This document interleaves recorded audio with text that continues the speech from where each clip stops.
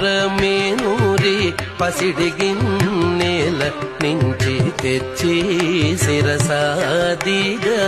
దిగనలది అచ్చరపడి చూడ అందరి కన్నులకింపై అచ్చరపడి చూడ అందరి కన్నులకింపై నిత్సమల్లే పూవలే ఇటు తానుండే స్వామిని నిత్సమల్లే పూవలే ఇటు తానుండే స్వామిని కంటి శుక్రవారము గడియలేడింట అంటే